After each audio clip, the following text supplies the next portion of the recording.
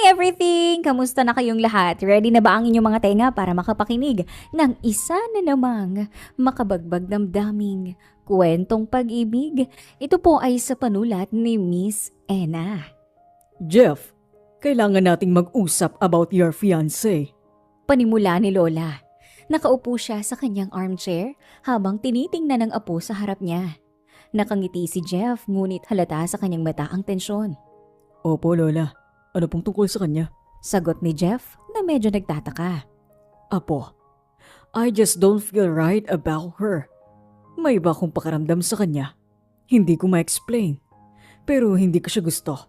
Diretso ni Lola. Naglakad si Jeff papunta sa Lola at dahan-dahang hinawakan ang kamay nito. Lola, alam ko pong hindi niyo siya ganun kakilala. Pero, mabait naman po siya. Intelligent. At higit sa lahat, mahal niya po ako. I promise, kapag nakilala niyo po siya ng mas mabuti, you'll see that she's good. Tumungo si Lola, ngunit hindi nagbago ang ekspresyon ng mukha. Jeff, I only have now. Wala nang mga magulang mo. I am the only family left for you. Kaya I need to make sure you're making the right choices. Kailangan mong makita kung sino talaga siya and how she treats others. I understand po, Lola. I respect your opinion at hindi ko po kayo gustong saktan. Kaya nga po, I want to show you that she's worthy of your trust. Sagot ni Jeff na malumanay. Si Lola Clarita ay huminga ng malalim at tumingin sa kanya. Jeff, love is not just about feelings. It's about character.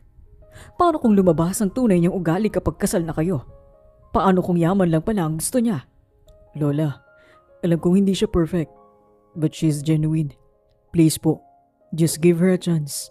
Sabi ni Jeff na may halong lambing at kaunting panguusisa. Ngunit tumayo si Lola at matibay ang tindig. Jeff, I can't just give my blessing blindly. I need to see it for myself. Para malaman ko. I've lived long enough to sense when someone's heart is not pure. Kaya kailangan kong protektahan ka. Ikaw na lang ang meron ako, Apo.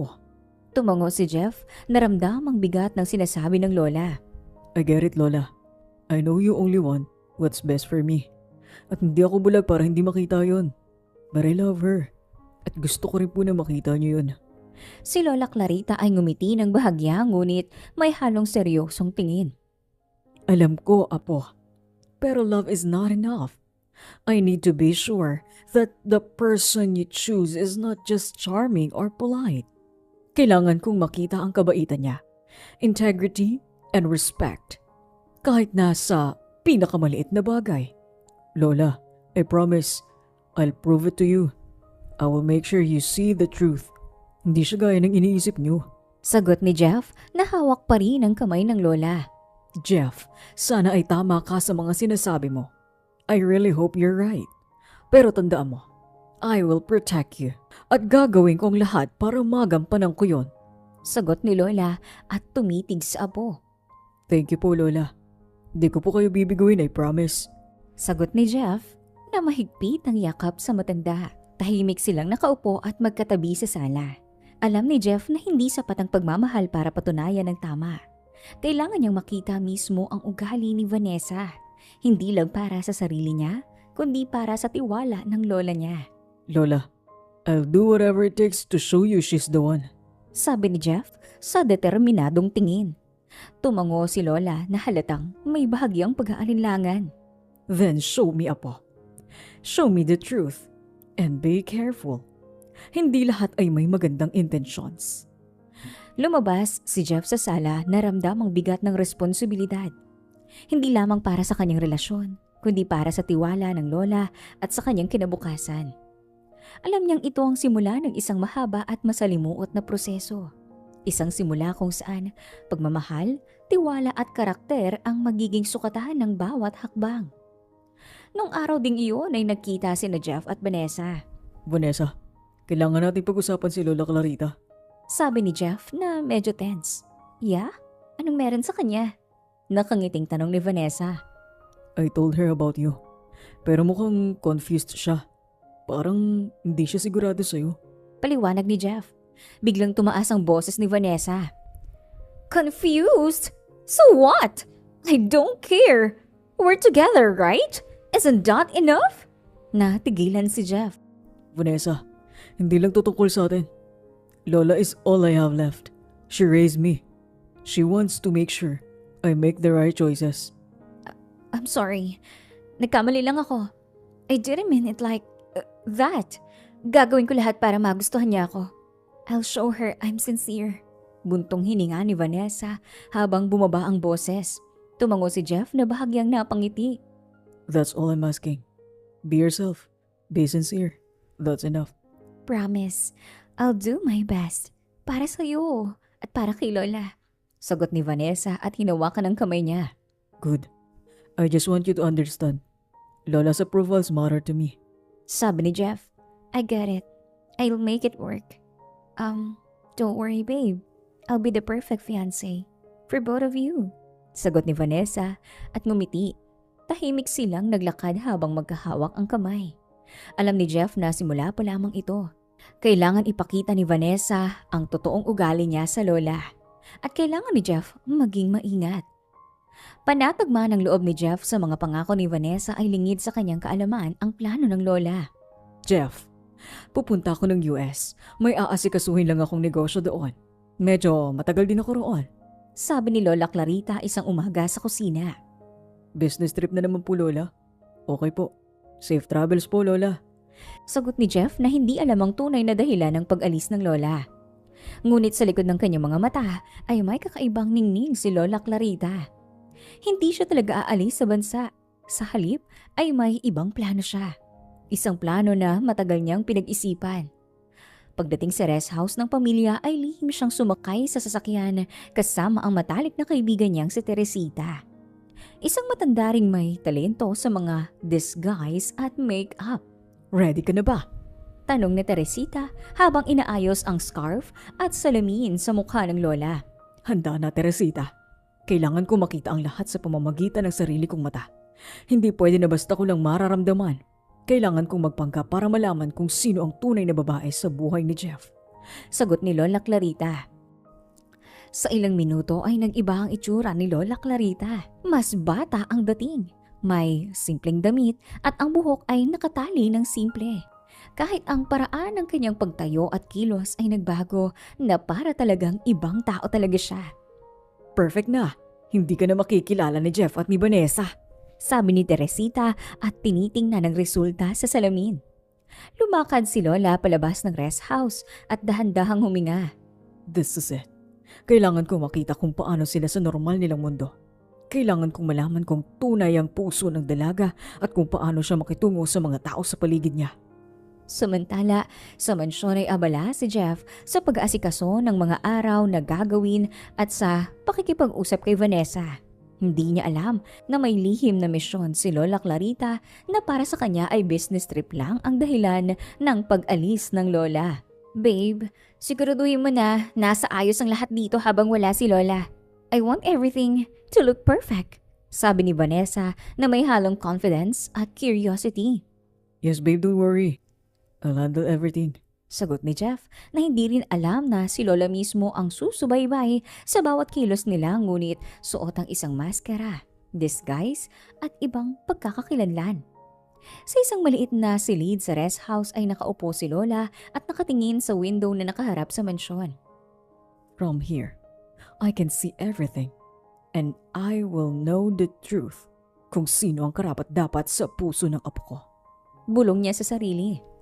Let's do this carefully. Remember, one wrong move, they might suspect something. Sabi ni Teresita na nakatingin kay Lola Clarita. Ngumiti si Lola. Don't worry. Kailangan lang maging maingat. It's for Jeff's sake and for the truth. Mula sa rest house, sa maskara at ibang itsura, si Lola Clarita ay nagising isang ordinaryong katulong sa mata ng mansyon. Isang tagamasid, isang silent witness at magbibigay liwanag sa mga lihim, galaw at tunay na ugali ni Vanessa. Samantala, hindi alam ni Jeff na bawat kilos at pangako ni Vanessa ay sinusubaybayan na ng Lola at bawat ngiti at salita ng nobya ay titingnan sa ilalim ng masusing mata. Simula pa lamang ito ng isang masalimuot na yugto. Isang laro ng disguise, paniniwala, at pagtuklas ng katotohanan. Dumating si Teresita sa mansyon kasama si Lola Clarita na ngayon ay nagpakilala bilang Amor. Jeff, good morning po. I'll be taking over for your grandmother's while she's away. And she asked me to bring someone to help out in the mansion. Bati ni Teresita habang papasok sa sala. Si Jeff ay nakangiti at komportable sa presensya ni Teresita na tumango. Okay. I trust you, Tita Teresita. And who's this? Nagpakilala si Lola bilang Amor. Good morning po, sir. Amor po ang pangalan ko. At magtatrabaho ako bilang katulong dito.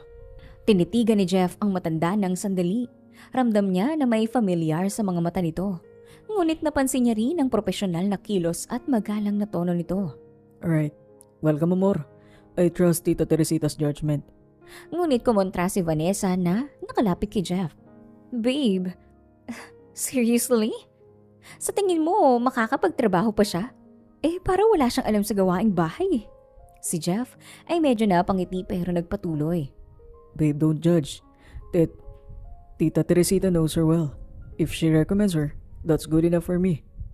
Habang ipinapasa ni Amor ang application at mga forms kay Teresita, ay tinitingnan siya ni Jeff ng mabuti. She seems competent. And Tita Teresita vouched for her. That's enough. Nagpakita si Vanessa ng bahagyang pagkadismaya. Well, okay. But still, I don't think natatagal siya. Babe, let's give her a chance. She's here to help. That's all that matters. Mahinahon na sagot ni Jeff. Habang pumapasok si Amor sa loob ng mansyon ay dahan-dahan niyang sinuri ang paligid. Alam niya na sa bawat galaw ng pamilya at lalo na ni Vanessa ay magiging mahalaga sa kanyang obserbasyon. Good. Let's start with some task, Amor. Utos ni Teresita. Habang ipinapakita ang mga lugar na kailangan ng atensyon. Tumango si Amor. Sige po, miss. Gagawin ko po ang best ko. Samantalang si Jeff ay patuloy na nakatitig. Hindi maalis sa isip ang kakaibang dating ng matanda. Hindi niya alam kung bakit pero may pakiramdam siyang may kakaibang koneksyon sa kanya ang bagong katulong na ito. Don't overthink it. She's just here to help. Pero may kanya-kanyang dahilan ng bawat kilos niya. Sabi ni Teresita kay Jeff habang naglalakad sila sa ibang bahagi ng mansyon. Habang gumagalaw si Amor sa loob ng mansyon ay unti-unti niyang nakikita ang dynamics ng pamilya. Nakita niya kung paano nakikipag-usap si Vanessa, paano nakikitungo si Jeff sa kanyang paligid at paano kumikilos ang ibang tauhan. Interesting. Kailangan ko obserbahan ng lahat. Every word, every glance, it's important. Sabi ni Amor sa sarili. Sa simpleng pagpasok lang bilang katulong ay nagsimula na ang yugto ng lihim ng pagmamasid. Ang bawat kilos ni Vanessa ay tinitingnan, sinusuri at maingat na sinusulat sa isip ni Amor. Para kay Jeff ay ordinaryong katulong lang ito. At para kay Vanessa ay isang simpleng tauhan sa mansyon. Pero para kay Amor ay isa yung pagkakataon para makita ang totoong ugali at karakter ng nobya ng apo. Let's start. Sabi ni Teresita na tinuturo ang unang gawain kay Amor. Masusunod po, miss. Sagot ni Amor nang mahinahon at kontrolado ang bawat galaw. Kinabukasan ay maagang nagkagulo ang mga tauhan sa mansyon. Nakatayo sa bungad ng pinto si Vanessa na naka-high heels, naka-sunglasses at may dalawang malalaking maleta sa magkabilang kamay. Good morning! Aniya nang ngiting-ngiti habang tumatawid sa hallway na parang runway. Napatigil si Jeff na papababa pa lang ng hagdan. Babe, bakit kami dalang maleta? Maleta! I'm staying here. Sagot ni Vanessa na parang obvious na obvious. Napakunot ang noo ni Jeff. Babe, what? Di po tayo kasal. Gagalit si Lola kapag nalaman niyang lumipat ka na rito. Umirap si Vanessa at mabilis ang sagot. Babe, anong masama? Your Lola's not even here. Nasa US, right? So, what's the problem? Babe, hindi ito tungkol sa lugar. It's about respect. May mga paniniwala si Lola. Ayokong... Sabi ni Jeff na pinipilit maging mahinahon. Pero mabilis siyang pinutol ni Vanessa. No one's going to know. Hello? Sino namang magsusumbong? The walls? Tahimik ang paligid. Lahat ng kasambahay nakayuko at hindi alam kung ngingiti o kakabahan. Sa dulo ng hallway ay naroon si Amor na si Lola Clarita mismo na nakadisguise. Tinitingnan niya ang eksena at isang tingin pa lang ay alam niyang malaking puntos na naman ang nabawas kay Vanessa. Sandaling tumingin si Amor kay Teresita at sumenyas ng bahagya. Isang tingin na ang ibig sabihin ay hayaan lang si Vanessa sa gusto nito. Nakuha agad ni Teresita ang mensahe at nilapitan niya si Jeff. Jeff, hayaan mo na lang. Ikakasal na rin naman kayo ni Vanessa. At wala namang makakaalam na lumipat siya rito. Ha? Pero Tita Teresita, si Lola kasi Ngumiti lang si Teresita ng pilit. hindi naman malalaman ni Clarita. Nasa ibang bansa siya, di ba? Napabuntong hininga si Jeff. Ayoko kasi magalit si Lola. Pero, okay. Just, don't make a big deal out of it, babe. Biglang lumiwanag ang mukha ni Vanessa. See? I know you understand. Tumalikod ito at naglakad pa mansyon na parang siya na ang may-ari. And Jeff, I want the guest room besides yours. Mas malaki. Vanessa, Mahinang saway ni Jeff.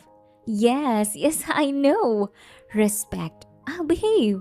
Sagot niya, pero halatang wala siyang balak magbago ng tono ng boses. Habang naglalakad siyang nakataas ang baba at halos masagasaan niya si Amor. Oops, pakikuha na lang to. Sabi ni Vanessa na hindi man lang tumingin sabay abot ng isang maliit na bag kay Amor na parang handing over trash. Tahimik lang si Amor pero sa loob-loob niya, ayun. Kita agad ko nung klaseng tao ka. walang kamalay-malay si Vanessa na ang katulong na inabutan niya ng bag ay mismong lola ng fiancé niyang pinagtatarayan niya ng kanina. Samantalang si Jeff ay hindi pa rin kampante. Pero dahil pinaamo ni Vanessa ang boses at si Teresita naman ay halatang kampi sa pagpapahintulot dahil sa utos ni Amor ay wala siyang nagawa kundi pumayag. Umakyat si Vanessa sa hagdan. Umiikot-ikot pa ang buhok niya habang nagtatatawa. This is perfect. I can finally supervise this mansion properly. Para maayos naman.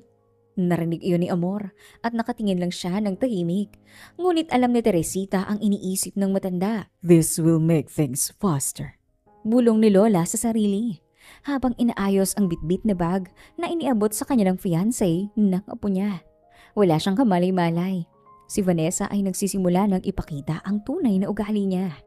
Si Jeff naman ay hindi alam na habang pinoprotektahan niya ang fiancé niya ay mismong lola niya ang sinusubukan nitong tapak-tapakan. At si Lola Clarita, saan yung Amor ay nasa mismong harapan nila na hindi umaalis ng isang pulgada. At sa bawat galaw ni Vanessa, bawat salita, bawat irap at bawat utos ay tuloy-tuloy na bumabagsak sa harap ng mismong taong kailangan niyang makuha ang loob. Mas naging madali para kay Lola Clarita ang kilatisin si Vanessa dahil sa paglipat nito sa mansyon. At gaya ng lahat, nang hinala niya ay hindi siya nagkamali. Sa bawat umaga ay nakikita niya kung paano nagre-reyna-reynahan si Vanessa. Para bang siyang may-ari ng buong buhay ng tao. Amor! Water! Cold! Now! Utos ni Vanessa kahit katatayo pa lang ng matanda. Amor! Hindi ganito yung pagkasaing! Ulitin mo! Kahit hindi naman siya ang cook. At ikaw, trim that again! Hindi pantay! Ang sagwa! Turo niya sa hardinero. Tahimik lang si Lola Clarita. Pinapanood at inaabsorb ang bawat ugali. Ito ba ang gusto ng apo ko? Naku po. Sa isip-isip na lang ng matanda. Isang araw ay napansin ni Jeff na kulang sila ng tao. Tita Teresita, kailangan natin ng labandera. Contact agency please. Sige iyo. Sagot ni Teresita. Kinabukasan ay may dumating na babae sa gate. Si Mara. Simple lang ang bihis, mahinhin at halatang kinakabahan. Good morning po. Ako po si Mara. Dito raw po ako for laundry work. Pagbukas ng pinto ay si Jeff mismo ang nakaharap niya. You must be Mara. Welcome. Come in. We really need your help around here. Namula si Mara dahil hindi sanay na mabait ang amo. Salamat po, sir. Mula sa hagdan ay bumaba si Vanessa na nakataas ang isang kilay. Who's that? New laundry stuff. She's hired. Sagot ni Jeff. Tiningnan ni Vanessa mula ulo hanggang paa si Mara. Magandang dalaga, maputi, mahinhin at klaro agad na hindi niya nagustuhan. You sure she knows what she's doing? Baka makasira pa ng gamit, sabi ni Vanessa na nakasimangot. Nakita ko ng training certificate niya. Mabait siya at masipag. Recommended ng agency. Singit ni Teresita. Agency? Agency. Whatever. Just make sure she stays here. Just make sure she stays in her place. Sagot ni Vanessa. Sa gilid ay nakamasid lang si Lola Clarita at sa loob-loob niya ay napailing. Ay, iha. Hindi ka na natuto. Kinagabihan habang naglalakad si Mara papunta sa laundry area ay biglang hinarangan siya ni Vanessa. So, Mara, right? Let me make this clear. Humarap si Mara na medyo kinakabahan. Opo, ma'am. You're here to work. Just work. Don't get too comfortable. Don't talk too much. And don't get close to Jeff. Got it? Nabigla si Mara. Ma'am, trabaho lang po yung pinunta ko. Good. Keep it that way. Pasimple namang nanonood si Lola Clarita mula sa hallway at narinig niya lahat at doon pa lang ay mas lalo siyang naiinis sa dalaga. Pero si Mara, sa unang araw pa lang ay tila napili na siyang bagong target ni Vanessa. Konting mali, sinisigawan. Konting sablay ay pinapahiya. Mara, anong klaseng fold yan? Titinuruan! Mara, bilis! Wala tayo sa probinsya, huwag kang mabagal! Mara, don't look at Jeff that long! Nakakainis! Si Jeff ay clueless. Hindi niya alam ang mga nangyayari kapag wala siya. Si Vanessa ay tuloy lang sa pagiging reyna at si Lola Clarita ay unti-unting nag-iinit ang ulo pero tahimik lang na nagmamasid. Alam niyang papalapit na ang araw na makikita ni Jeff ang totoong kulay ni Vanessa at sa paraan nito tratuhin si Mara, hindi magtatagal ay puputok din ang galaw ng dalaga at handang-handa si Lola Clarita na maging saksi, maging ebidensya at maging hagupit ng katotohanan.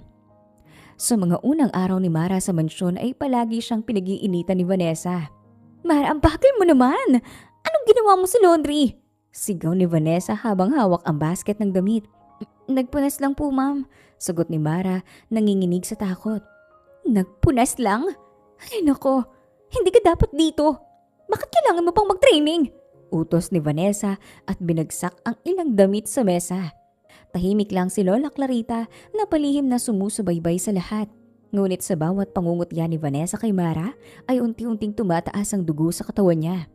Hindi ko na to papayagan. Bulong ni Lola Clarita sa sarili. Ngunit pinili niyang magtimpi. Alam niya na hindi pa ito ang tamang oras para lumantad. Hanggang sa isang araw ay halos hampasin na ni Vanessa si Mara kaya hindi na nakatiis si Lola Clarita. Vanessa, tumigil ka na! Hindi mo pwedeng gawin sa kanya yan! Sigaw ni Lola Clarita at mabilis na humarap. Natigilan si Vanessa tumalikod. Excuse me? Sino ka para magsabi ng ganyan? Sinabi kong tama na! Narito siya para magtrabaho ng maayos, hindi para bastusin mo! Matatag na tugon ni Lola Clarita at tumayo ng tuwid. Ngunit pinilit ni Vanessa na ipakita ang kanyang sariling galit. Seriously? Anong karapatan mong kausapin ako ng ganyan? You think you can boss me around? Tahimik lang si Lola Clarita at hindi na lang pumatol sa galit ni Vanessa. Alam niya na kailangan niyang kontrolin ang sarili at ang timing. Hindi pa yon ang tamang pagkakataon. Nang biglang pumasok si Jeff. Hey, what's going on here? Tanong ni Jeff na medyo nagulat sa matinding tensyon pero hindi naabutan ng buong eksena. Nagkunwaring mabait si Vanessa. Ngumiti at humarap kay Jeff. Jeff, nothing babe. Everything's fine.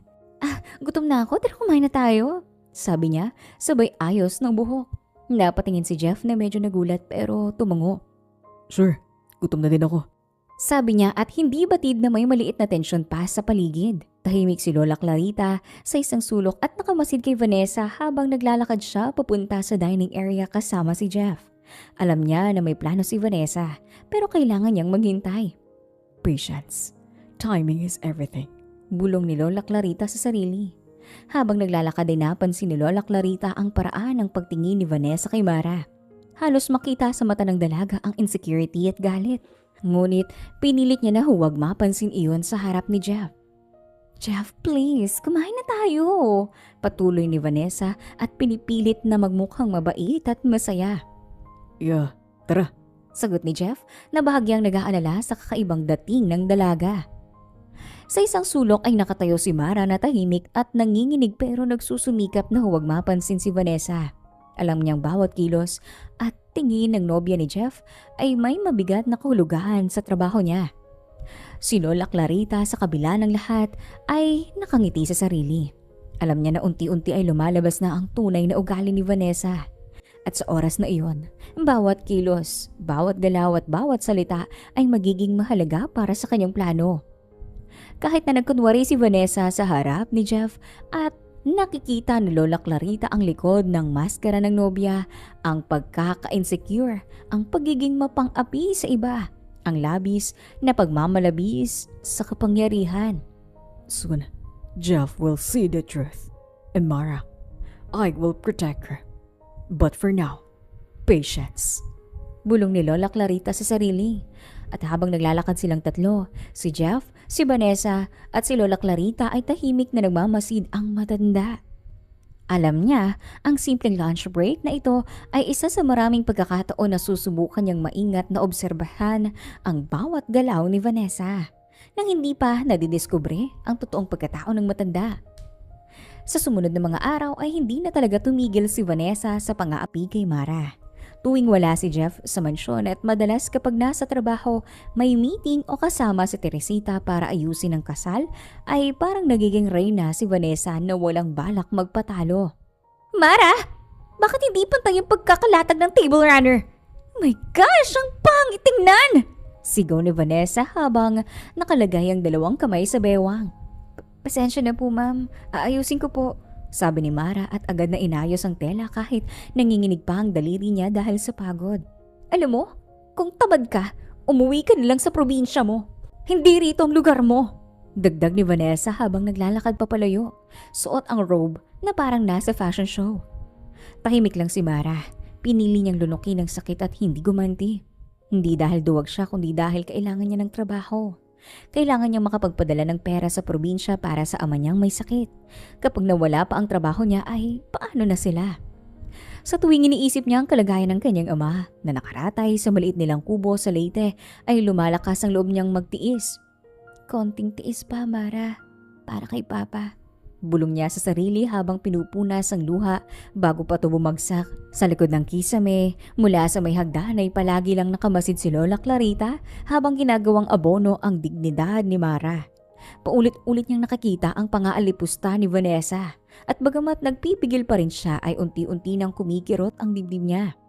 Sige lang, Vanessa. Hindi magtatagal ay mabubunyag din ang ugali mo. Sa isip-isip ni Lola Clarita. Isang hapon, habang abala si Teresita sa inventory ng kusina at si Jeff ay nasa labas para sa meeting ay nangyari ang hindi inaasahan. Habang nag-aayos si Lola Clarita ng mga tasa at plato sa maliit na cabinet sa dulo ng dining area ay hindi niya namalayang nabangga niya ang isang crystal vase na nakapatong sa gilid ng mesa. Ay naku, mahina niyang sambit nang tumilapon iyon at mabasag sa sahig. Sa loob ng isang segundo ay parang may nagbukas ng pintuan ng impyerno. Amor, ano ka ba? Sigaw ni Vanessa mula sa pinto ng dining room. Nagulat si Amor at mabilis na tumingin kay Vanessa. Ma'am, hindi ko po sinasadya. Pero hindi na siya pinakinggan ni Vanessa. Ano ba yan? Ang tanga mo talaga! Hindi ba't simpleng pag-aayos lang naman ang inuutos ko? Bakit kailangan mo pong basagin yan? Ang mahal-mahal ng vase na yan! Sabay irap kay Amor na hindi niya alam ay si Lola Clarita pala. Nag-aalab ang mga mata ni Vanessa na parang apoy na handang tumupok ng sino mang dumampi sa galit niya. Tahimik si Lola Clarita at pinipigilan ng sariling magsalita. Bilang isang empleyado dahil iyon ang akala ni Vanessa. Handa siyang magpigil para hindi malantad ang totoong pagkatao niya. Ngunit biglang sumingit si Mara. Ma'am Vanessa, ako pong may kasalanan. Ako pong nagsabi sa kanya na tulungan ako dito sa paglilinis. Ako pong dapat sisihin, hindi po si Amor. Sabay ko ng bahagya pero diretso ang boses. Mabilis na tumingin si Vanessa sa dalaga. Excuse me? Who asked you to talk? Hindi kita kinakausap. Pero ma'am, huwag kang magpero-pero sa akin. Di kita tinatanong. Dahil sa lakas ng sigaw ni Vanessa ay halos mapaatras si Mara. Ngunit nanatili siyang nakatayo kahit nanginginig. Hindi niya kasalanan. Ako po yung may kasalanan. Muli niyang sabi na mas mahina pero mas matapang. At doon na pumutok ang galit ni Vanessa. Pwede ba tigilan mo ko? Alam mo, nakakapagod na yung mukha mong palaging may paawa effect. Magtrabaho ka na lang ng maayos, hindi kami nag-hire dito ng problema. Sa sobrang lakas ng boses niya ay pati si Lola Clarita napapikit. Ilang sandali pa ay mabilis na dumating si Teresita. Ano bang nangyayari dito? At doon ay lumingon si Teresita kay Vanessa na mabigat ang tingin dahil sa nakita niya ang ginagawa nito. Vanessa, pinapakita mo na agad ang ugali mo. Napapagalitan mo ang mga tao nang wala sa lugar. Kung malaman to ni Clarita. Hindi niya tinapos. Napasinghap si Vanessa at halatang natameme. Tita naman, hindi ko naman sinasadya. I was just frustrated. Hindi na pumuulit. Nagpakabait-baitan pa siya na halos umiyak-iyak. Sorry, hindi ko lang napigilan. Napailing si Teresita. Huwag mo silang pinapagalitan kung hindi naman sinasadya. Lalo na't malapit nang dumating ang araw na kailangan mong harapin si Clarita ng maayos.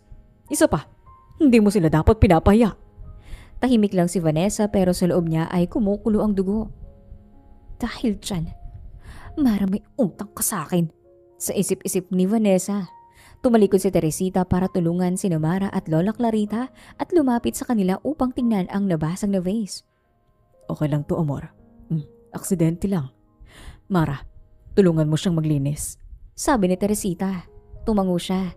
Si Vanessa ay lumakad na palayo pero pabulong na siya nagsalita. Tingnan natin kung gaano katatagal dito, Mara. Hindi ako papayag na mas pumuti ang tingin ni Jeff sa'yo kaysa sa akin. Bulong niya. Matalas ang tingin ni Vanessa na parang espada na nakatutok sa likod ni Mara dahil may masama siyang plano para sa dalaga. Kinagabihan matapos ang sigalot sa dining area ay tahimik ang buong mansyon. Nasa kwarto na si Jeff at abala sa laptop habang nasa guest room naman si Vanessa na nagpapanggap na nag-ice cream at nanonood ng K-drama para mawala raw ang stress kahit ang totoo ay nag-iisip siya ng mas malalim na plano. Sa likod ng saradong pinto ay nakaupo siya sa gilid ng kama. Nakayuko at marahang pinaglalaroan ang mamahaling singsing na ibinigay sa kanya ni Jeff noong mansari nila. Mara, akala mo kung sino ka? Inaagaw mo ang spotlight na dapat ay sa akin. Malamig niyang bulong. Kinuha niya ang phone niya at mabilis na nag-scroll sa gallery. Napangiti siya nang makita ang picture na kuha niya kanina. Si Mara habang nagwawali sa may beranda. Hindi halatang lihim na pinicturean niya to. Perfect. Tumawa siya ng mahina, pero hindi yun masaya.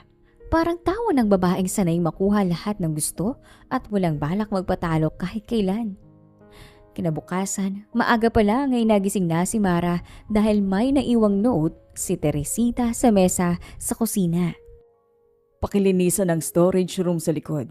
Huwag kalimutang ayusin ang mga kahon at i-check ang mga lumang kagamitan. Normal lang naman iyon sa daily duties, kaya agad siyang nagpunta roon. Makalat, maalikabok, pero pinili niyang hindi magreklamo.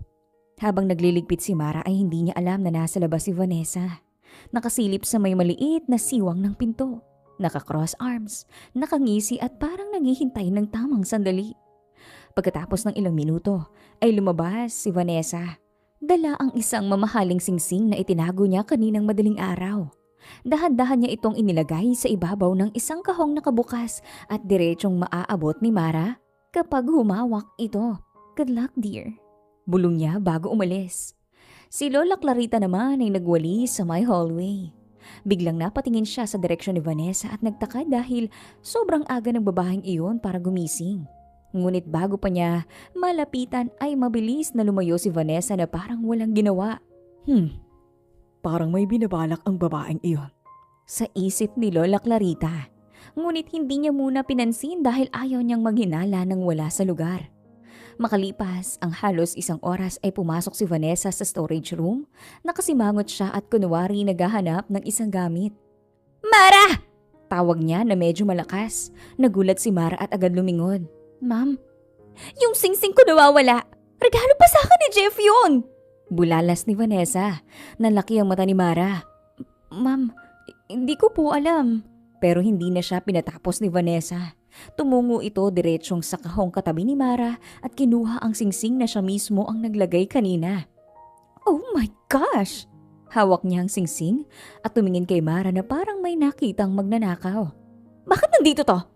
Hindi ba ikaw lang ang galing dito? Natigilan si Mara at nanlambot ang tuhod. Ma'am, hindi ko po alam. Hindi ko nga po alam na may singsing na dyan eh. Umirap si Vanessa. Talaga? Kunwari ka pa.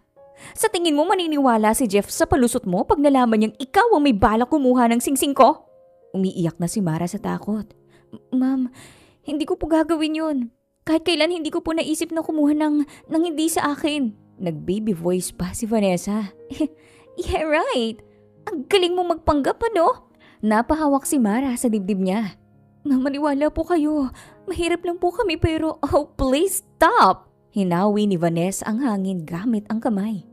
Hindi ako naniniwala sa paawa-awa mo. Mas mayaman ka na siguro sa amin kung tutuusin dahil magaling ka sa pag-arte. Sa sandaling iyon ay dumating si Lola Clarita. Ano bang nangyayari dito? Biglang umarte si Vanessa na parang biktima. Amor, mabuti nandito ka. Nahuli ko si Mara. Ninakaw niya ang singsing ko. Nalaki ang mata ni Lola Clarita. Ha? Si Mara? Iha, nagkakamali ka lang. Ito, nandito sa kahon na nililinis niya. Ibig sabihin, siya ang may intensyon na kunin ang singsing ko at kunwari ay tinatago niya dito. Mabuti na lang at malakas ang pakiramdam ko na siyang kumuha dahil naiinggit siya sa akin. Sabay taas ni Vanessa ng singsing. Tahimik si Lola Clarita, pero halatang nag-iisip ng malalim. Lumapit siya kay Mara at hinawakan ang balikat nito. Mara anak, hindi ko alam ang totoo. Pero kilala kita. Hindi ka magnanakaw. Naluha si Mara. Hindi dahil sa takot kundi dahil sa mga nagtatanggol sa kanya kahit isang tao lang. Nay amor, hindi ko talaga kinuha. Pero hindi pa rin natatapos ang drama ni Vanessa. Ano pang gusto mo? CCTV? Wala rito, dear. Pero sapat na sa akin na nakita ko mismo. Sabay tawa nang mapanlait. Mabigat ang pakiramdam ni Lola Clarita. Hindi pa siya pwedeng lumantad. Pero alam niyang may masamang nangyayari. Biglang dumating si Teresita. Ano to? Vanessa, bakit ang ingay? Mabilis siyang sinunggaba ni Vanessa. Tita, nahuli ko si Mara. Tingnan niyo. Walang masabi si Teresita. Biglang bumukas ang pinto ng storage room at pumasok si Jeff na halatang galing sa meeting dahil suot pa ang kanyang coat. What's going on here? Ang ingay niyo. Tanong nito na napakunot ang noo dahil kita niya ang tensyon sa loob. Agad na lumapit si Vanessa at umiyak-iyak na parang api. Jeff, finally nandito ka. Na-stress ako sobra. Nahuli ko si Mara. She tried to steal my ring. What? Mara, ano to? Gulat ni Jeff at agad lumingon kay Mara. Mabilis namang lumapit si Mara at nanginginig. Sir Jeff, hindi po totoo yan. Hindi ko po. Pero hindi niya na ituloy dahil agad sumingit si Vanessa. Sabay hawak sa braso ni Jeff. Babe, please don't listen to her lies. Nakita ko ang singsing na tinatago niya sa mga gamit na nililinis niya. I saw it myself. Kung hindi ko pa chinek, baka nawala na. Sir, wala po akong kinuha kahit kailan. Halos magmakaawa si Mara na namumula ang mata. Pero parang nakapako ang atensyon ni Jeff sa pag-iyak ni Vanessa. Babe, sigurado ka ba? Tanong niya, bagamat halata ang pag-aalinlangan. Of course, Jeff. Kaya nga ako sobrang upset. Hindi mo ba ako naririnig kanina pa? If we don't do something, baka maulit pa. I don't feel safe sa mga ganitong tao. Sagot ni Vanessa, sabay kuha ng sympathy ni Jeff gamit ang mahigpit na pagkayakap sa braso nito. Napayuko si Mara at napahikbi. Hindi niya alam kung anong mas masakit. Ang paratang o ang pagkawala ng tiwala ni Jeff na mabait naman sa kanya noong unang araw. Napatitig si Jeff kay Mara. Pero bago pa siya makapagsalita ay muling sumingit si Vanessa. Please, paalisin na natin siya. Ngayon na. For my peace of mind, for our safety. Tahimik si Teresita na nag-aalangan pero hindi makasingit. Si Lola Clarita naman ay hawak ang dibdib at pinipigilan ang sarili.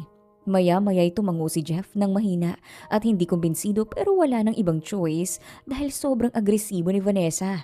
Tita Teresita, ihanda na siguro ang separation pay. Parang pinagsakluban ng langit at lupa si Mara. Napahawak siya sa bibig niya at umiyak ng tuluyan. Si Lola Clarita ay napakuyom ng kamao pero wala siyang magawa. Hindi pa siya pwedeng lumantad. Walang nagawa si Mara kundi ang bumalik sa kwarto niya para mag-impake. Tahimik siyang nagligpit ng ilang piraso ng damit sa lumang backpack At paminsan-minsan ay pinapahid niya ang luha habang umiikot ang isip sa tanong na, paano nangyari yun? Samantala, sa garden ay tuwang-tuwa si Vanessa. Naglalakad siya sa tabi ng fountain, hawak ang phone at halos malaglag sa kakatawa. Girl, you should have seen her face, as in, boom! Umiiyak siya na parang tanga. Sinabi ko sa inyo, madali lang yung planong to. I just had to put the ring beside her and ayun, palalayasin na siya dito. Sabi niya sa kaibigan niya sa kabilang linya. Walang kaalam-alam si Vanessa na sinusundan siya ni Lola Clarita na natigilan sa likod niya at nakasilong sa may puno ng santan. Parang tinusok ang puso niya ng patalim sa bawat salitang narinig niya. Oh please, sino ba naman siya, diba? Katulong lang. She doesn't belong here. Kaya ayan, bye-bye Mara. Mission accomplished. Jeff trusts me completely. Ang dali niyang paikutin. Tawa na naman ni Vanessa. Hindi na nakatiis si Lola Clarita. Lumabas siya mula sa likuran ng puno na malalim ang paghinga at nanginginig sa galit. Kay kapal ng mukha mo, iha. Nagulat si Vanessa at napalingon. Amor? What the... Why are you speaking up on me?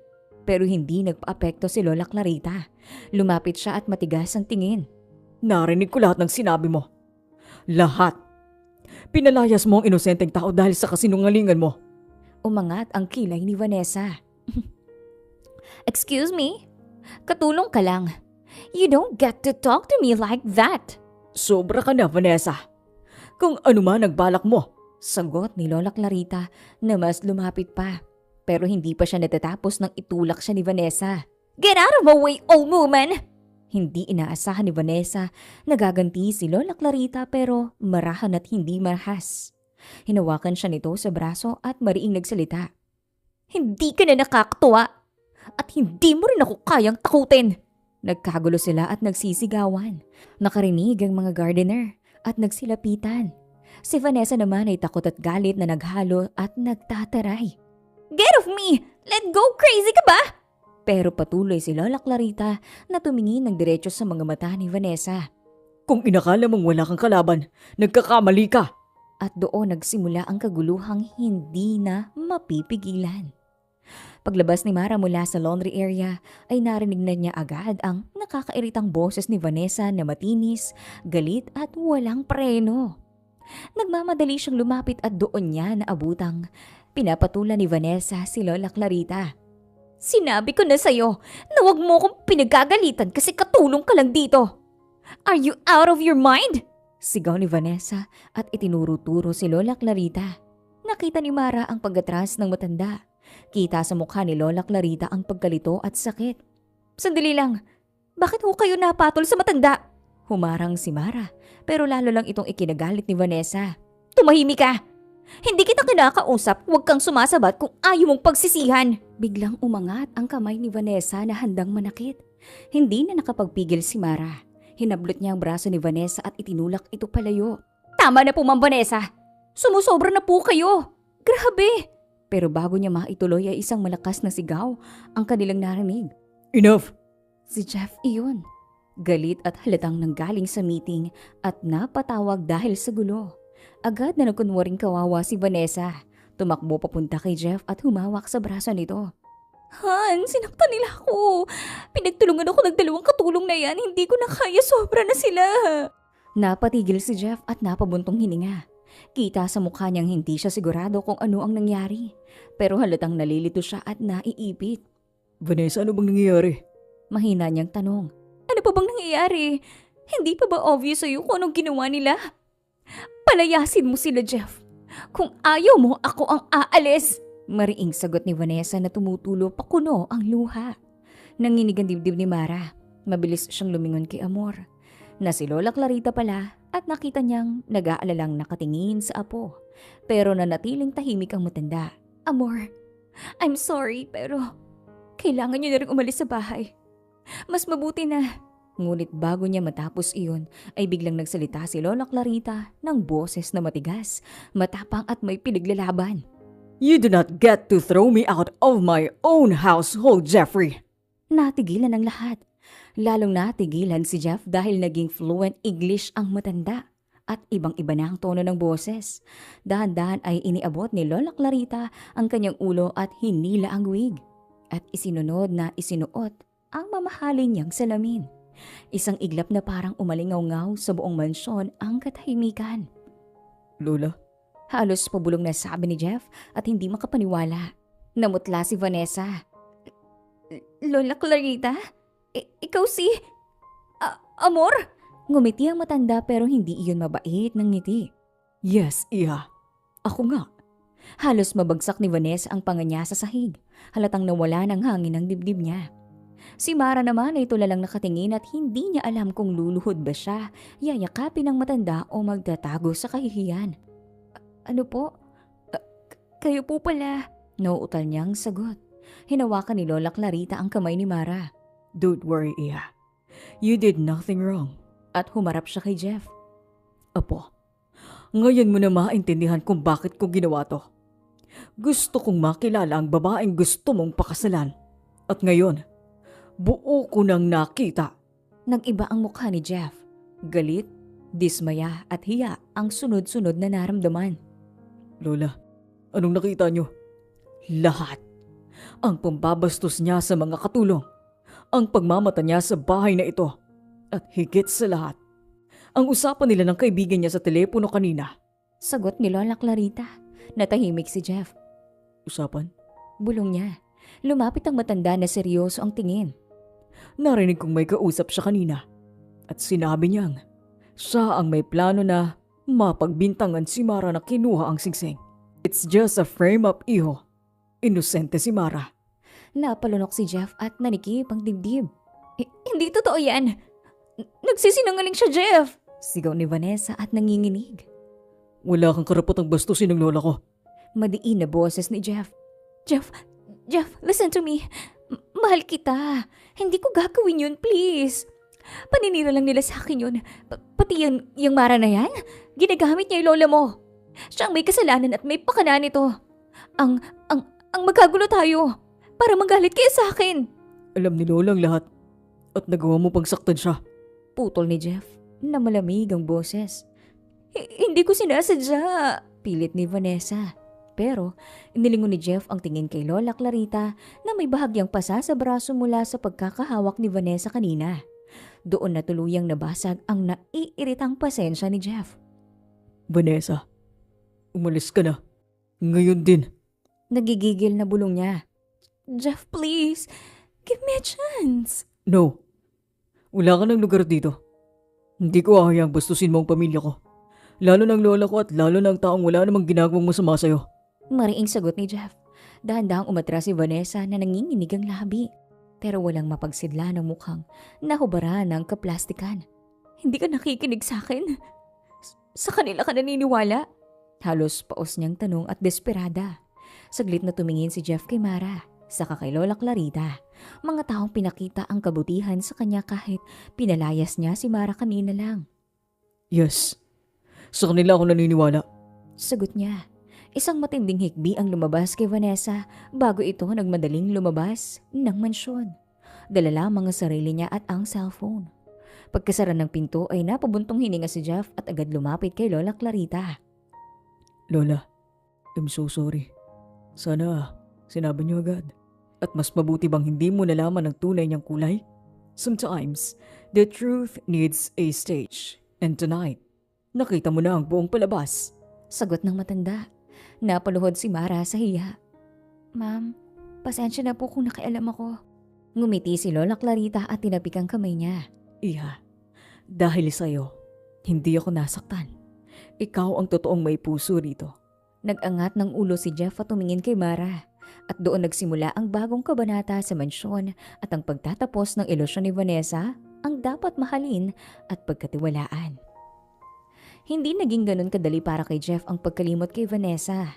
Kahit pa siya mismo ang nagpaalis dito ay hindi ibig sabihin ay naglaho ang sakit.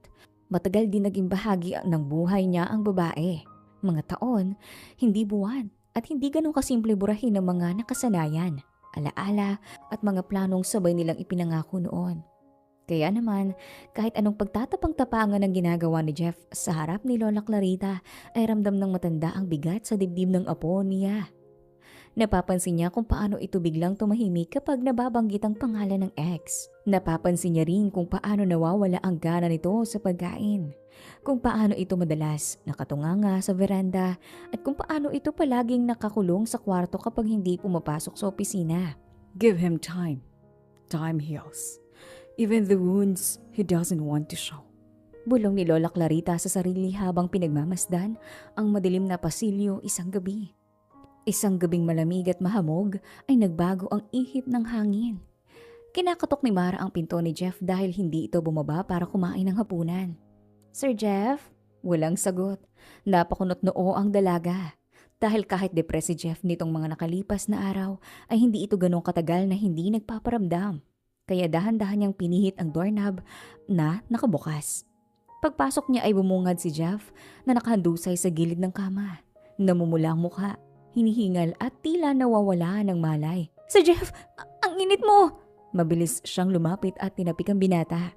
Mataas ang lagnat nito na para bang sinisinghot ng katawan nitong lahat ng pinipigilan niyang emosyon at ngayon ay sumabog. Agad siyang tumawag kay Lola Clarita pero binilin sa kanya na matanda si Jeff. Mara, bantayan mo siya. Bawal akong magpuyat, sabi ng doktor. Ikaw ang bahala sa kanya. I trust you. At kaya naman nag-umpisa ang magdamag na pag-aalaga ni Mara kay Jeff. Pinupunasan niya to ng basang bimpo at pinapalitan ng towel kapag umiinit ulit. Inaabangan niya ang oras para painumin ng gamot, ina-adjust ang kumot kapag pinagpapawisan ang lalaki at kada ungol ni Jeff ay napapasuyo si Mara. Shh, huwag ka mag-alala, andito lang ako. Hanggang sa hindi na niya napansin ang oras at hindi niya napansin ang bigat ng sariling talukap. Hanggang sa nakatulog siyang nakaupo sa silyang katabi ng kama. Ang kamay niya nakaabot sa gilid ng kama ni Jeff at parang ayaw niyang iwan ng binata sa gitna ng init ng lagnat nito. Kinabukasan, dahan-dahang iminulat ni Jeff ang mga mata. Mabigat ang katawan niya at parang tinutusok ang lalamunan. Pero may una siyang napansin. May tao. Napalingon siya sa gilid ng kama at doon niya nakita si Mara. Nakatulog sa upuan. Nakasandalang ulo sa dingding at magaan ang hinga. Mukhang pagod pero ang ganda pa rin tingnan. Ang buhok nitong maluwag na nakalugay ay bahagyang gumuhit sa pisngi. May lamig na hangin ang dumaan na bahagya itong nanginig pero hindi nagising.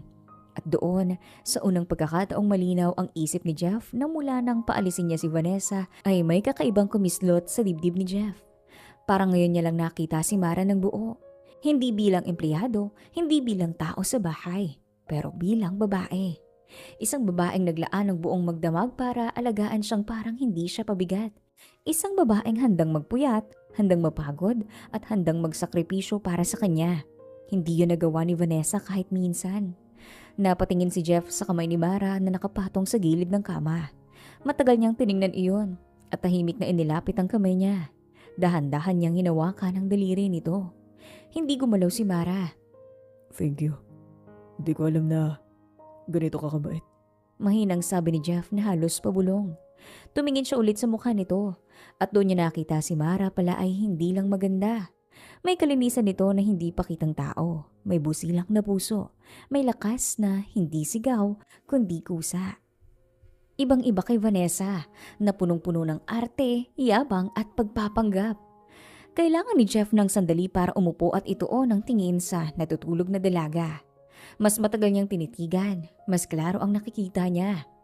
She's beautiful. Bulong ni Jeff. Hindi marangya at walang porma, pero isang uri ng ganda na hindi mo agad mapapansin kung hinahanap mo ay kintab at perfection. Hindi ganda na mararamdaman mo kapag lumapit sa puso mo. Doon, sa mismong sandaling iyon ay unti-unting lumuwag ang dibdib ni Jeff. Para bang sa unang pagkakataon ay huminga siya ng hindi masakit. Hindi sa bigat, kundi sa pasasalamat. Parang doon niya nararamdaman na kahit hindi niya piniling masaktan ay may dahilan pala ang lahat. At ang dahilan ay nakaupo sa harapan niya ngayon na tulog, pagod at mahalaga. Mara, di lang pala magandang mukha ang meron ka. Pati puso. Bulong ni Jeff na hindi mapigilan ang ngiti. Naupo si Jeff ng tuwid at bahagyang nilapit ang sarili sa dalaga. Hindi niya maintindihan pero may kakaibang katahimikan sa loob ng kwarto. Tahimik pero hindi nakakatakot. Tahimik pero nakakapuno ng kaluluwa. Para bang matagal na niyang hinahanap ang ganitong uri ng kapayapaan. at ngayon niya lang nakita. At nang muling tumanaw si Jeff kay Mara na parang may gumuhit sa isip niya. What if ang hinahanap niyang paghilom ay hindi pala galing sa paglimot kay Vanessa? What if nagsisimula ito sa pagtanggap ng bagong tao? What if si Mara iyon? Hindi pa niya alam, pero isang bagay ang malinaw na doon niya naramdaman na siya ay natauhan. At sa pinakamalambot at pinakatahimik na paraan ay muling kumurap ang puso niya. Simula noong gabing inalagaan siya ni Mara ay unti-unting nagbalik ang kulay sa mundo ni Jeff. Ang dating malamlam ang mga mata ay muling nagkaroon ng sigla. Ang dating mabigat ang hakbang ay naging magaan. At ang dating madalang umiti, ngayon ay bigla na lang mapapangiti ng hindi niya namamalayan. Hindi maipaliwanag ni Jeff kung bakit, pero isang bagay ang malinaw na hindi nagbago. At ang pagbabagong iyon ay nagsimula kay Mara. Kaya kinaumagahan ay matapos siyang makababa para mag-almusal ay agad niyang tinawag ang dalaga sa kusina. Mara, gusto kong magpasalamat sa pag-alaga mo sa akin, buong magdamag. Malumanay na sabi ni Jeff na mula ang dalaga at nag-aalangang ngumiti. Trabaho ko lang po yan, sir. Hindi. Hindi lahat kaya yon at hindi mo kailangan gawin. Pero ginawa mo. Umiling si Jeff na seryoso ang tingin. Natigilan si Mara. May kung anong init ang biglang sumiksip sa dibdib niya. At hindi niya alam kung saan ilalagay ang sarili. Nang mapansin ni Jeff na parang naiilang ang dalaga ay ngumiti siya at nagbago ng usapan. Kaya gusto kong bumawi. Napataas ang kilay ni Mara. Ha? Paano pong bawi? Isang pinong ngiti ang sumilay sa labi ni Jeff. Gusto kong samahan ka na umuwi sa Leyte. Nalaki ang mata ni Mara. Sir Jeff? Para makita ko naman kung saan ka lumaki at kung sino ang pamilya mo. And I want to make you happy, Mara. Sabi niya ng dire-diretso. Hindi makapagsalita ang dalaga. Hindi niya alam kung dapat ba siyang matuwa, kabahan o magtaka. Pero isa lang ang sigurado na hindi niya inaasahang may ganito palang lambing ang binata. At bago pa siya makapagprotesta, ay binigyan siya ni Jeff ng isang kahong puti. Para sa'yo. Sabi niya, dahan-dahang binuksan niyo ni Mara at tumambahad ng 3 magagandang dress, isang cardigan at isang pares at isang pares ng flat shoes na mukhang mamahalin. Sir, ang mahal po nito. Ngumiti lang si Jeff. If you take care of people, someone has take care of you too. Napayuko si Mara at hindi makatingin ng diretso.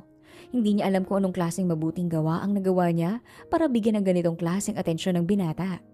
Nang magpaalam sila kay Lola Clarita ay abot tayo nga agad ang ngiti ng matanda. Oh, magbabakasyon kayong dalawa? Abay sige, go enjoy. Jeff Apo, mag-drive ka ng maingat. Tuwang-tuwa nitong paalam. Nakatingin sina Jeff at Mara na parehong parang nagtatago ng sikreto. Lola, 1 week lang po siguro kami dun. Sabi ni Jeff. Mas mabuti. Mara, i-enjoy mo ang apo ko ha. Ang bakasyon pala. Sabi ng matanda na sabik na mula pareho ang dalawa.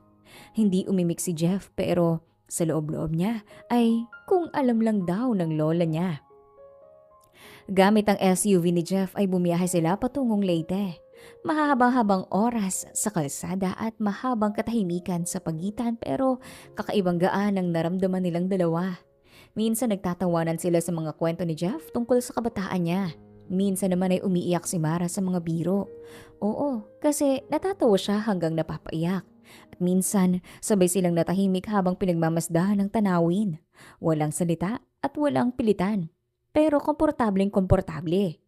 Pagdating nila sa Leyte ay sinalubong sila ng mga ngiti, halakhak at yakap. Mara anak, nako sino naman tong pogi na kasama mo? Tanong ng ina niya. Si Jeff po, Nay. Amo ko po. Kinakabahang sagot ng dalaga, pero hindi nagpatalo si Jeff. Jeff na lang po nanay, kaibigan po ko ni Mara. Magalang niyang sabi. Muling namula si Mara. Nagtagpo ang mata nila at doon ay may hindi nasabi pero parehong naramdaman. Sa mga sumunod na araw ay naging mas malapit silang dalawa kaysa dati. Sinamahan ni Jeff si Mara sa ospital kung saan nagpapagamot ang ama niya. Siyang bumili ng gamot. Siya ang nag-abot ng ilang groceries nang walang kahilingan. Nakipagkwentuhan siya sa mga kapatid ni Mara, tumulong mag-igib, tumulong mag-ihaw at tumulong mag-ayos ng bubong na tumutulo. At habang pinapanood siya ni Mara ay hindi nito mapigilang mapahanga. Iba siya. Hindi lang siya boss. Hindi lang siya amo. Hindi lang siya mayaman. Sa isip-isip ni Mara, isang mabuting tao si Jeff. At doon nagsimulang kumabog ang puso ni Mara na parang hindi niya gusto, pero hindi niya mapigilan. Isang gabi, habang nasa harap sila ng bahay at nakaupo sa mahabang bangko at tahimik na pinapanood ang buwan. Mara, Mahina pero may nais na i-confess ang binata. Po, tumingin siya dito ng diretsyo at walang pagdadalawang isip. gusto kita. Napatigil ang dalaga. Matagal ko nang nararamdaman pero ngayon ko lang nakita ng malinaw. Alam ko napakabilis pero sigurado ako. Kinabahan si Mara. Sir Jeff, Kahit hindi ka pa fully healed, alam kong ikaw naging dahilan bakit nakahinga ulit ako. Bakit gumaan ulit ang puso ko. bulong pa ni Jeff. Tumulo ang luha ni Mara. Hindi dahil sa lungkot, kundi dahil hindi niya kalaing may lalaking makakakita sa kanya ng ganito. Inabot ni Jeff ang kamay niya. Mara, can you give me a chance? Napalunok ang dalaga at dahan-dahang tumango. Pero agad siyang nagbawi ng salita. Ayoko magsinungaling sa nararamdaman ko. Oo, gusto rin kita. Dahil nakita ko kung paano mo pahalagaan ang isang tulad ko at tanggapin ako kahit ano pang kalagayan ko. Pero, may isa akong pakiusap. Please tell me. Malambing na sambit ni Jeff. Ilihim muna natin, lalo na kay Lola Clarita. Natigilan ng binata. But why? Huminga si Mara ng malalim. Ayoko lang naisipin niyang ginagamit ko kayo. Ayoko rin nahusgahan niya ako. Gusto ko makilala niya ako bilang ako, hindi bilang babaeng minahal ng apo niya. Tumango si Jeff nang walang pagdududa. I respect that. As long as you're mine. Kahit palihim muna. Kahit tayo lang munang nakakaalam. Sagot niya. Ngumiti si Mara at nanginginig ang dibdib. At nang magtagpo ang mga mata nila ay pareho nilang naramdaman na yun ay simula. Simula ng pag-ibig na hindi nila pinlano. Pero tiyak nila na pareho nilang ipaglalaban. Pagbalik nila Jeff at Mara sa mansyon ay agad nilang pinag-isipang mabuti kung paano magpapakita ng normal na kilos. Hindi pwedeng mahalata ni Lola Clarita. Hindi pwedeng may nakakaalam na kakaiba. Kaya kahit mas komportable na sila sa isa't isa at formal na ang kanilang relasyon ay kailangan nilang bumalik sa dati as amo at katulong. Gaya ng hiling ni Mara. Pero iyon ang pinakamahirap. Dahil paano mo pipigilan ng sariling puso kapag nasa malapit lang ang taong mahal mo? Sa unang araw pa lang ay muntik na silang mabuking. Habang nasa kusina si Mara, nakatalikod habang naghihiwa ng gulay ay biglang lumapit si Jeff mula sa pintuan. Mahinang humuni bago sumiksik sa laruan niya. Dove, Bulong niya na halos dumampi sa batok ng dalaga. Napatalo nito. Ay, Jeff, anong? shh, I miss you. Ngumiti si Jeff na nakuyoko sa tenga ni Mara. Nalaki ang mata ni Mara. Sir, baka marinig tayo. Pakis? Pangungulit ni Jeff na parang batang pasaway. Jeff naman, may tao. Bulong ng dalaga na namumula. Wala. Kahit mayroon, hindi nila papasukin itong kusina. Kasi alam nilang nandito ako. Sagot agad ni Jeff. Napatawa si Mara kahit nagpipigil. Hindi pa rin pwede. Isa lang oh, dito. Itinuro niya ang pisngi ni Mara na parang pulis na nagbibigay ng checkpoint. Napabuntog hininga ang dalaga at mabilis na dumampi ang labi niya sa pisngi ng binata. Pero bago pa makalayo si Mara, ay hinila siya ni Jeff pabalik. Love, I love you. Sorry. Nanginig ang kilig sa dibdib ng dalaga. Jeff. Wala ka bang sagot? Bulong ni Jeff na nakangiti pero nagsusumamo ang mga mata. Napalunok si Mara. Pero sa huli ay hindi rin tumanggi. I love you. Para silang dalawang teenager na nagtatago sa likod ng eskwelahan. Pero ang kilig ay totoo. Sobrang totoo na para bang bawat pintig ng puso nila ay nag-uunahang sumigaw ng nararamdaman. Isang linggo silang ganon. Nagtatago pero hindi may tatanggi ang ningning sa mukha nila. Paminsan-minsan ay nahuhuli ni Teresita na sobrang lapit nila sa isa't isa. Minsan naman ay napapansin niya ang kakaibang ngiti ni Jeff habang kinakausap si Mara tungkol lang naman sa kape. Hanggang sa isang gabi, tahimik ang buong mansyon. Ang mga ilaw sa hallway ay tila kampanteng humuhuni. At mula sa veranda ay maririnig ang huni ng kuliglig at hampas ng hangin ng mga dahon. Nagpahinga na si Lola Clarita sa kwarto nito. Si Jeff ay lumabas para magpahangin at si Mara ay nagdala ng tsaa para sa kanya. Kunwari utos lang, pero pareho nilang alam na hindi iyon totoong utos. Nakaharap si Jeff sa malaking bintana at nakasandal sa poste, habang tinatanaw ang madilim na hardin. Sir Jeff, eto na yung tea.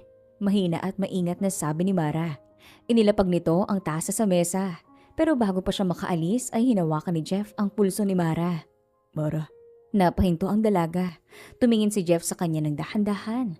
May kung anong bigat sa mga mata niya na hindi lungkot, kundi pagkasabik na matagal na niyang iniingatan. pwede ba akong humiling ng isang bagay? Ano yun? Yakap? Bulong niya.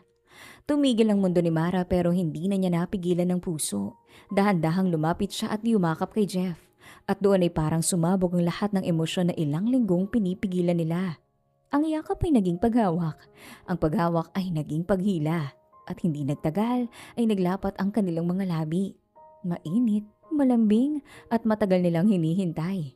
At sa gitna ng kanilang paglalapit na isang beses ang pumunit sa katahimikan. Well, well, well. What do we have here? Para silang estatwang biglang nabuhay. Sabay silang kumalas at sabay na napatitig kay Lola Clarita na nakatayo pala sa may pintuan na naka-nightgown pero gising na gising pa. Lola, Utal ni Jeff. Ma'am, nanginginig si Mara na namumula-mula ulo hanggang leeg. Tumigil ang matanda. Tiningnan silang pareho. At ngumiti. Hindi masungit at hindi galit, kundi malawak, maligaya at halos mapanuksong ngiti. kailan ang kasal? Nanlaki ang mata ng dalawa. Ha? Sabay na sigaw nila. Lumapit si Lola Clarita ng nakapamewang. Kayo na hindi ba? Ay nako mga apo. Mas matagal pa akong naghintay sa inyo kaysa sa noodles na niluluto ko. And Mara? Tumingi ng matanda sa dalaga. Iha, mula pagkakita ko pa lang sa'yo, iba ka na. Mabait ka, madasalin, hindi plastic. At higit sa lahat, alam kong mamahalin mo ang apo ko ng totoo. Naluha si Mara at hindi niya napigilan. Pero, Ma'am, katulong lang po ko. Katulong? Ano naman ngayon? Ang puso ay hindi nag-a-apply ng trabaho. Hindi kailangan ng resume, iha. Ang sagot lang niyan ay nagmahal ka ba o hindi? Singit ni Lola Clarita. Doon tuluyang bumigay si Mara sa iyak. Lumapit si Jeff at agad siyang niyakap. Lola, thank you. Bulong ng lalaki at habol hininga. Kung hindi pa kayo aamin ay ako na ang magpipilit sa inyong dalawa. Aba, gusto ko nang magkaapo. Sagot ni Lola Clarita. Natawa ang dalawa kahit nanginginig pa sa kaba at kilig. Sa loob lamang ng ilang buwan matapos ang nakakakilabot at magulong pangyayaring dumaan sa mansyon ay tila naging mabilis ang pag-ikot ng mundo para kina Jeff at Mara. Pagkatapos ng pag-amin nila sa tunay na relasyon at ang buong pusong pagtanggap ni Lola Clarita ay naging maayos at payapa ang mga sumunod na araw. Para kay Jeff ay tila nabunot ang tinik sa kanyang dibdib na wala ng pagtatago, wala ng pangambang baka hindi magustuhan ng pinakamamahal niyang lola, ang babaeng minamahal niya. Para naman kay Mara, bawat araw ay puno ng pasasalamat mula sa pagiging simpleng katulong na mula sa pagiging isang simpleng katulong na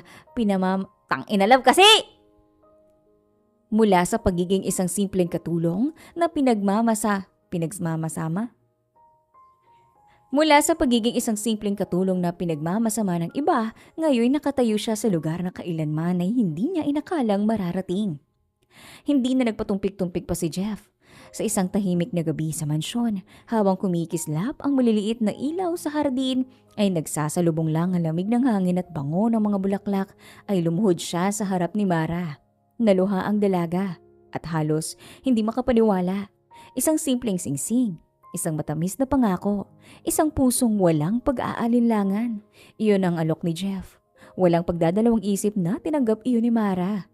At kahit sa pag-oo niya ay nanginginig pa ang boses. Ramdam ni Jeff ang wagas na pagmamahal ng dalaga. Mabilis ang naging preparasyon dahil ayaw nang patagalin pa ni Lola Clarita. The sooner the better. I want to see my great-grandchildren. Sabi ng matanda habang abala sa pagpili ng bulaklak at motif. Mas excited pa kaysa sa magkasintahan.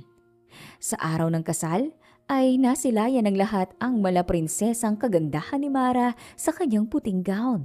Habang si Jeff ay nakasuot ng makinis at klasikong suit na halatang hindi maitago ang pagmamapuri sa babaeng nasa tapat niya. Habang naglalakad si Mara sa aisle, hawak ang kamay ng kanyang amang ngumiti sa kabila ng sakit na pinagdadaanan ay hindi niya napigilang mapaluha. Sa harap ng altar, nang magpalitan sila ng pangako ay tila tumigil ang mundo. Pinili mo akong mahalin kahit wala akong maipagmamalaki. Bulong ni Mara sa kanyang vow. Umiling si Jeff, nakangiti. Di mo kailangan sabihin yan, love. Dahil ang puso mo, yun ang pinaka-pinagpala sa lahat. Nagpalakpakan ng lahat nang ideklarang mag-asawa na sila. Niyakap sila ni Lola Clarita ng mahigpit. Halos ayaw bitiwan at paulit-ulit na sinabing, Welcome to the family, Mara. You deserve every bit of this happiness. Sa huli ay naging tahimik ang gabi sa mansyon. Ngunit puno ng bagong simula ang bawat sulok nito. Ang dating lugar na puno ng tensyon at pagkukunwari ay napalitan ng tawanan, pagmamahalan at bagong pag-asang magiging pundasyon ng pamilya ni na Jeff at Mara. Tunay ngang hindi sukatan ng yaman, ganda o estado sa buhay upang malaman kung sino ang karapat-dapat mahalin. Ang tunay na halaga ng tao ay nasusukat sa kabutihan ng puso, sa paggalang sa iba at sa katapatan ng hangarin. At minsan, ang pag-ibig ay dumarating sa mga taong marunong magpakumbaba at magmahal ng walang hinihinging kapalit. At dyan na rin nagtatapos ang ating kwentong pag-ibig. Nawa may natutunan kayo. Hanggang sa susunod na kwentuhan. Paalam!